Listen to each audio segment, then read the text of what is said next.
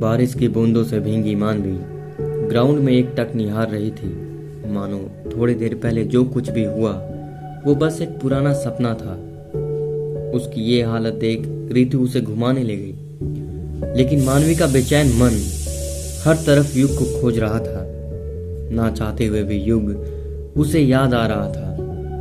किसी को दिल में रख पाना जितना मुश्किल है, उससे कई ज्यादा होता है उसे निकाल पाना। यही मुश्किल मानवी के तंग कर रही थी। कभी उड़ती महक, कभी गीली फिजा, कभी पाक दुआ, कभी धूप पड़क, कभी छांव नरम, कभी सर्द हवा। इन सभी में युग का ख्याल आ रहा था उसे। 2 दिन बीत चुके थे। मानवी 2 रोज से घर से बाहर नहीं निकली थी।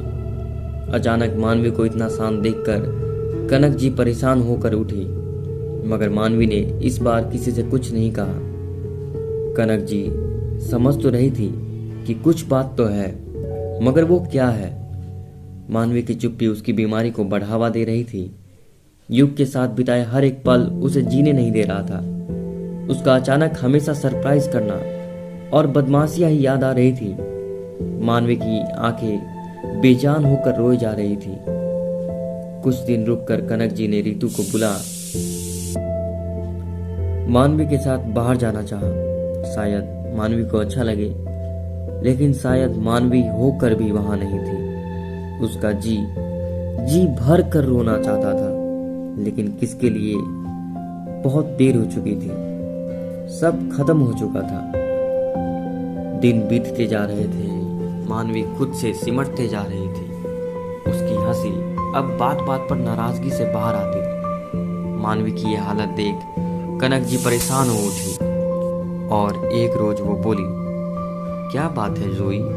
बोल मेरी बच्ची, क्या हुआ है तेरे साथ?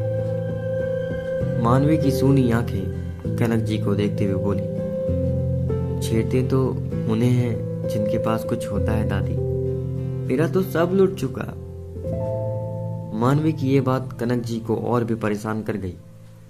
तू बोलती क्यों नहीं, क्या हुआ है? मानवी समझ चुकी थी कि अब उसे खुद संभलना होगा। खुद के लिए नहीं, परिवार के लिए जीना होगा। वैसे भी उसके पास अब जीने की वजह ही कहाँ थी। मानवी की यह हालत देख रितु का जी चाह रहा था कि वो कहां से और कैसे युग को ला सामने खड़ा कर दे। जिस तेजी से मानवी में बदलाव आ रहा था, ये देखकर रितु क्या ऑफिस के आधे से ज्यादा लोग परेशान थे। ओहो, कौन है सुबह सुबह? उषा जी बड़बड़ाते हुए जैसे दरवाजा खोली, सामने आरती खड़ी थी। उन्हें देखकर बेमन से उषा जी बोली, आइए। अचानक से सब ठीक तो है ना? आरती जी चहकते हुए झोले से एक शादी का कार्ड निकाली और उषा जी की ओर बढ़ाते हुए बोली, आप सबको आना है, युग की शादी है। ये सुनते ही उषा जी के हाथ से कार्ड छूट गया और जमीन पर जा गिरा। ये सुन उन्हें जितना बड़ा धक्का लगा था, उससे कई ज्यादा मजा आरती जी को आया था, क्योंकि इसी दिन के इंतजार में ही तो थी वो। उषा जी की यह हालत देख उन्हें ऐसा महसूस हुआ कि सामने इस वक्त उषा नहीं मानवी खड़ी है। उसका रुआसा चेहरा ही तो उन्हें देखना था। तभी रमेश जी बोले, अरे उषा, आरती जी का मुंह मीठा करवाओ। आरती जी चटक कर बोली, अरे भाई साहब, मीठा तो मैं खिलाऊंगी, डबल खुशी से जो है।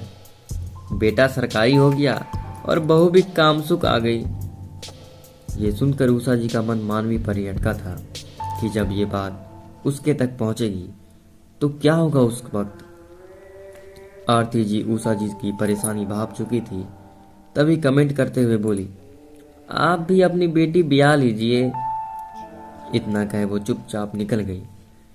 रमेश जी उषा जी के कंधे पर हाथ रखकर बोले, ये बात मानवी तक ना पहुंचे, तुम समझ रही हो ना?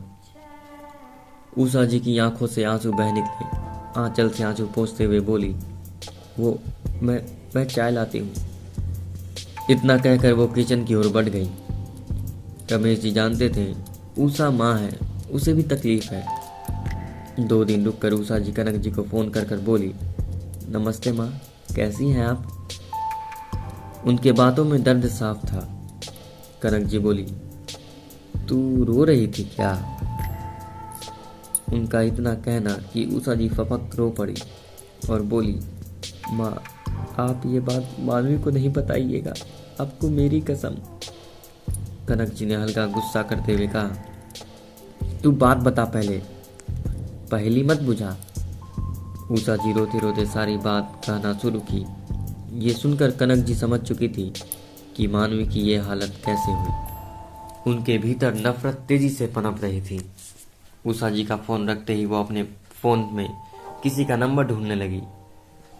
फोन मिलते मिला फोन उठाने का इंतजार करने लगी। हेलो, किसी लड़के की आवाज आई। गुस्से से कनक जी बोली, तू तो बहुत कमीना निकला। ये सुनते ही युग ने कहना शुरू किया, दादी, आप जो कहना चाहती हैं कह सकती हैं। कनक जी गुस्से से, दादी तो अपनी गंदी जुबान से कहना मत, और हाँ, मेरी जोई से जितना दूर रह सके रह, वरना अच्छा नहीं होगा। इतना कह कनक जी ने फोन कट कर दिया। तभी युग का फोन मानवी के फोन पर आना शुरू हो गया। कनक जी उठा के बोली, मानवी का फोन अब मेरे पास रहता है। युग परेशान होकर बोला, वो ठीक है ना दादी? कनक जी गुस्से से, हाँ, अभी मरी नहीं है और ना ही मरेगी, दोबारा फोन मत करियो। युग की आंखें नम पड़ गई, क्योंकि उसे अंदाजा था ये सब जरूर होगा, लेकिन इस वक्त उसे मानवी की चिंता हो रही थी। अगले महीने ही उसने फ्लाइट पकड़ दिल्ली पहुंचा और उसके ऑफिस पहुंच गया। रिसेप्शन पर बैठी लड़की से झगड़ते हुए युग ने कहा, देखिए, मेरा मानवी से मिलना बहुत जरूरी है, प्लीज एक बार मिलवा दो। देखिए सर, मैं आपको अब तक कई बार बोल चुकी हूँ, उन्हें ऑफिस छोड़े 3 महीने हो गए, हमें कोई आइडिया नहीं कि वो कहाँ है। युग रोते हुए बोला और कैब में बैठ गया। खुद से बड़बड़ाते हुए बोला, कहाँ ढूंढूं तुम्हें, कहाँ ढूंढूं तुम्हें। वही कमरे में कैद मानवी को अकेला करती जा रही थी। कनक जी उसकी यह हालत देखकर परेशान थी। उन्हें कुछ तो करना था, वो भी युग के शादी से पहले। आखिर क्या करेंगी कनक जी? ये जानने के लिए सुनते रहिए इस स्टोरी को। धन्यवाद।